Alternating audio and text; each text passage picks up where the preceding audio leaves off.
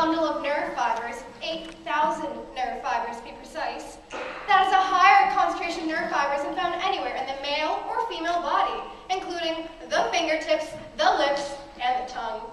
And it is twice the number of the penis. Who needs a handgun when you've got a semi-automatic?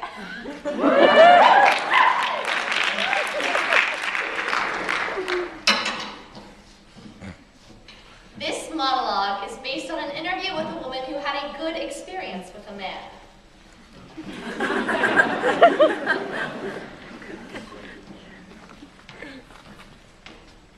This is the story of how I came to love my vagina. It's embarrassing because it's not politically correct. I mean, I know it should have happened to me lying in a bath with salt greens from the Dead Sea and you playing me loving a woman's self. I know the story. Vaginas are beautiful. Our self-hatred is only the internalized repression and hatred of the patriarchal culture. It isn't real. Pussies unite! I know all of it. Like, if we'd grown up in a culture where we were taught that fat guys are beautiful, we'd always spending our days pounding down milkshakes and Krispy Kremes, lying on our backs, spending our days thigh expanding. But we didn't grow up in that culture. I hated my thighs. And I hated my vagina even more. I thought it was incredibly ugly. I was one of those women who had looked at it and from that moment on wished I hadn't.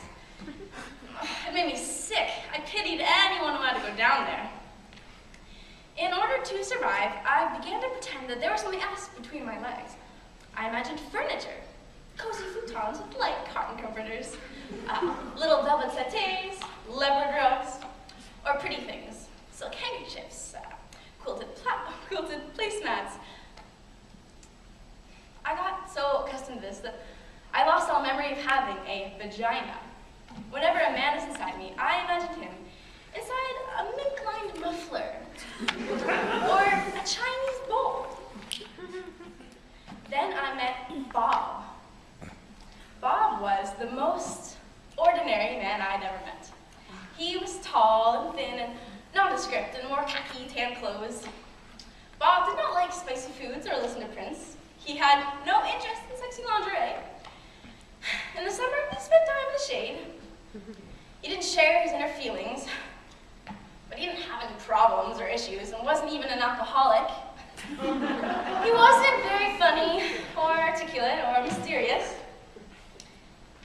He didn't drive fast.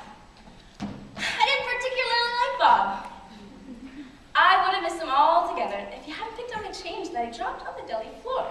You see, when he handed me back my quarters and pennies, and his hand accidentally touched mine, something happened. I went to bed with him. That's when the miracle occurred. You see, it turned out that Bob loved vaginas. He was a connoisseur. He loved the way they felt, the way they tasted, the way they smelled, but most importantly, he loved the way they looked. He had to look at them. The first time we had sex, he told me he had to see me. Right here, I said. No, you, I need to see you. Turn on the light, I said, thinking he was a weirdo and freaking out in the dark. He turned on the light. Okay, I'm ready to see you. Right here, I waved. Right here. Then he began to undress me. What are you doing, Bob? I said. I need to see you, he replied.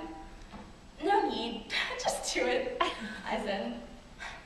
I need to see what you look like, he said. But you've seen a red leather couch before. Bob continued. He would not stop, and I just wanted to throw up and die. This is awfully intimate. Can't you just do it? No, he said. It's who you are, and I need to look. I held my breath.